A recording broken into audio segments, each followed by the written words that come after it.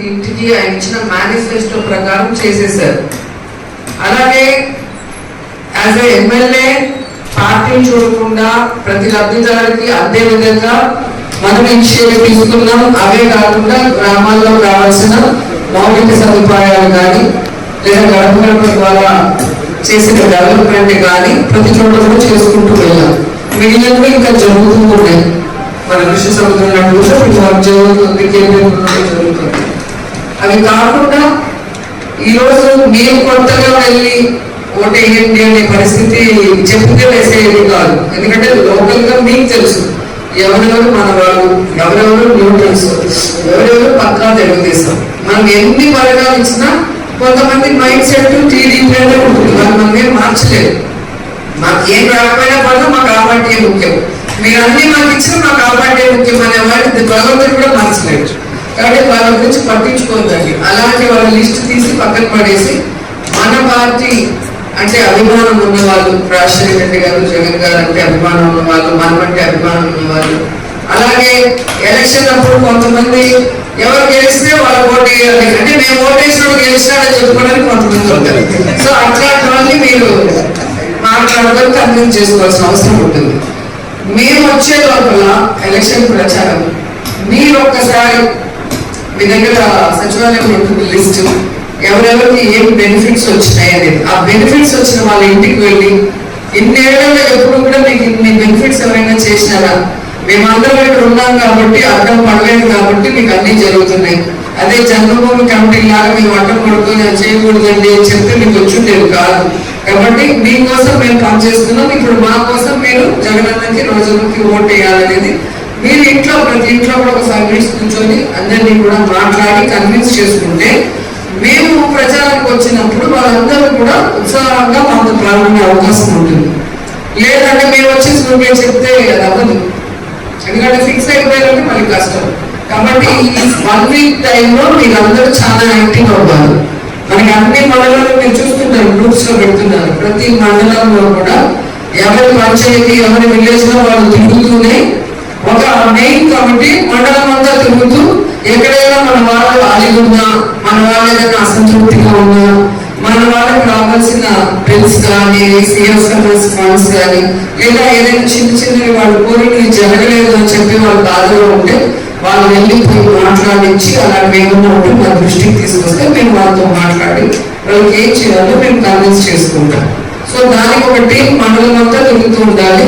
మిగతా వాళ్ళు వాళ్ళ విలేజ్ లో ఇప్పుడు ఎస్సీగా మేము విలేజ్ చేసుకోవాలి, మేము వచ్చి చేసేది. అట్లాగే ఊళ్ళో వాళ్ళు ఊళ్ళోనే చేసుకోవాలి, బీసీ కాదు బీసీ. కాబట్టి అట్లా ఎవరి పని వాళ్ళు చేసుకుంటుంటే ఎవరికి డిస్టర్బ్ ఉండదు, ప్లస్ వర్క్ కూడా ఫాస్ట్ అవుతుంది.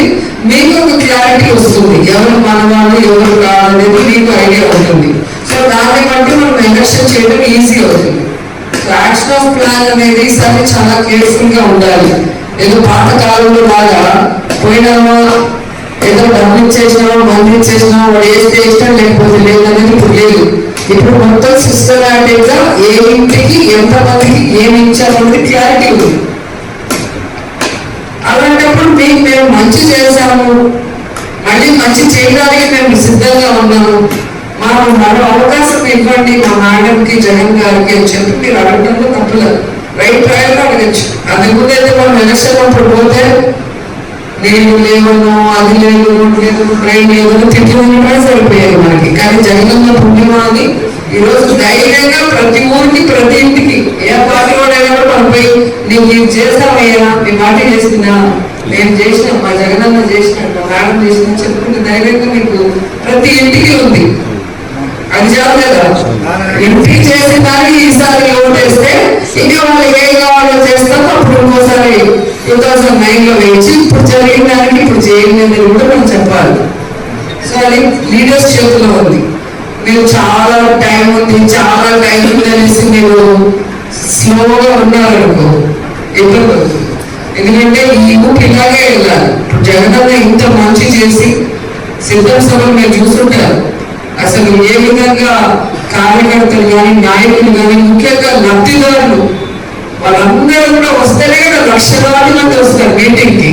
చంద్రబాబు నాయుడు మీటింగ్ మనం చూస్తారు, 2000 మంది కూడా రాలేని పరిస్థితి. ఏంటి బీజేపీ, తెలుగుదేశం, జనసేన 3 కలిస్తేనే 2,000-2,500 మంది రాల. మీరు చూసింటారు వీడియోలు, ఫోటోలు. మరి 1,00,000 మంది వస్తున్నారు అంటే దేనికి వస్తారు? ఊరికి ఎవరు రారు కదా. అభిమానం రాజశేఖర రెడ్డి గారు కానీ, జగనన్న కానీ పేద ప్రజలు అంటే వాళ్ళ కుటుంబానికి ఎంత ఇష్టమో, వాళ్ళ కోసం వీళ్ళు చరిత్రలో ఏ ముఖ్యమంత్రి చేయనటువంటి విధంగా కొత్తవి తీసుకొచ్చి అందరికీ కూడా మంచి చేస్తున్నారు అని వాళ్ళ మీద అభిమానం. ఇప్పుడు మళ్ళీ జగనన్న ఏం అనౌన్స్ చేస్తాడు మేనిఫెస్టో అని అందరూ కూడా ఆతృతగా ఎదురు చూస్తున్నారు. సో అది కూడా మనకి యాడెడ్ ఫ్లేవర్. ఎందుకంటే జగన్ గారు చెప్తే చేస్తాడు కాబట్టి ఏం చెప్తాడు అనేది కూడా అందరికీ ఆతృత ఉంది. చంద్రబాబు నాయుడు ఏది చెప్పినా పట్టించుకోడు. ఎందుకంటే 14 సంవత్సరాలు ముఖ్యమంత్రి కూడా చేయలేదు. వేరే పరిస్థితుల వల్ల గెలిచాడే కానీ ఆయన సొంత చరిష్మతో గెలవలు. ఆయన ఫస్ట్ టైం ఏమో ఎన్టీఆర్ వెన్నుపోటు పెంచి తెచ్చుకున్నాడు. రెండోసారి ఏమో వాజ్పేయి గారి వేరులో వచ్చాడు. మూడోసారి మోడీ గారి వేరులో 2014లో వచ్చాడు. ఇప్పుడు మళ్ళీ సేమ్ కాంబినేషన్ అయినా ఎందుకు ప్రజలు నమ్మారంటే 2014లో మన వెంకటేశ్వర స్వామి సాక్షిగా తిరుపతిలో మీటింగ్ పెట్టి ఏమేమి చేస్తామో అన్ని ప్రామిస్ చేసి కూడా అంత పవర్ఫుల్ గా అక్కడ మోడీ గారు ప్రైమ్ మినిస్టర్, ఇక్కడ చంద్రబాబు నాయుడు సీఎం అయినా కూడా మన రాష్ట్రానికి రావాల్సిన ఏమీ తీసుకురాలేదు. రాష్ట్రాన్ని ఇంకా అప్పుల్లో ముంచేశాడు, నష్టపరిచాడు. ప్లస్ వాళ్ళు స్కామ్లు చేసి దోచుకుని మధ్య కేసులు ఎదుర్కొన్నారు. ప్రజలు చేయాలంటే డబ్బు లేదన్నది అందరూ గమనించారు. కాబట్టి ఆ కాంబినేషన్ ని ఇప్పుడు ఎవరు కూడా యాక్సెప్ట్ చేయరు. ఎందుకంటే ఆల్రెడీ చూసేశారు వాళ్ళు ఏదో చేస్తారు అనుకున్నప్పుడు. ఇక్కడ అక్కడ కంబైండ్ ఎలక్షన్ వచ్చి పవర్ లో ఉండి కూడా చేయనాడు. ఇప్పుడు ఏం చేయలేడు ధోని. కాబట్టి మీరు భయపడాల్సిన అవసరం లేదు. 2014లో గెలిచారు. ఈ కాంబినేషన్ ఇప్పుడు మళ్ళీ ఏమన్నా అవుతుంది ఏమన్నా భయం మీకు అవసరం లేదు. ఎందుకంటే మోడీ గారు వచ్చిన మీటింగ్ మీరు చూసారు. నాకు తెలిసి మోడీ గారి జీవితంలో ఆయన మీటింగ్స్ లో ఫస్ట్ మీటింగ్ ఇదే ఉంటుంది, చంద్రబాబు నాయుడుతో కూర్చొని.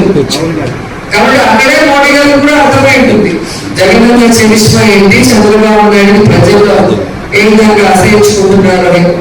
వైజాగ్ మీటింగ్ చూస్తుంటారు జగనన్నతో మోడీ గారు. అంత పబ్లిక్ లోనే అంత ధైర్యంగా అడిగారు. మనకి రావాల్సిన అన్ని కూడా అడిగారు. కేంద్రం నుంచి మనకు రావాల్సిన మెజారిటీ అమౌంట్ కూడా తీసుకొచ్చింది జగనన్నే. మనకి ఏదైతే రాష్ట్రం విడిపోయినప్పుడు మనకి రావాల్సిన 3 బడ్జెట్ ఉందో అది మొత్తం కూడా జగనన్నే తీసుకొచ్చారు. మీ అందరికీ తెలుసు. అలా చాలా విషయాల్లో అన్న వెళ్ళి కూర్చొని మనకు కావాల్సిన అన్ని కూడా సెంట్రల్ గవర్నమెంట్ నుంచి తీసుకొచ్చి చేయిస్తున్నారు. సో భవిష్యత్తులో కూడా మనం బీజేపీకి సపోర్ట్ చేయకుండా వాళ్ళతో కలిసి వెళ్ళకుండా కూడా ఇతని పరిపాలన, ఇతని పారదర్శకతతో అండ్ ప్రజల్లో జగనన్న అభిమానం, కోవిడ్ టైంలో ముఖ్యంగా అన్న తీసుకున్నాను ఆ స్టెప్స్ అవన్నీ కూడా చాలా ఆయన ఇంప్రెస్ అయ్యారని ఆయన అనేక సందర్భాలు మీటింగ్ లో కూడా చెప్పడం జరిగింది. కాబట్టి మళ్ళీ జగనన్న ఇక్కడ వస్తున్నారు. అదే సమయంలో మనం ఇక్కడ గెలవాలి, మంచి మెజారిటీతో గెలవాలి. ఎందుకంటే 1,500 అని చెప్పి ప్రతి ఒక్కరు బెదిరించడం స్టార్ట్ చేస్తారు.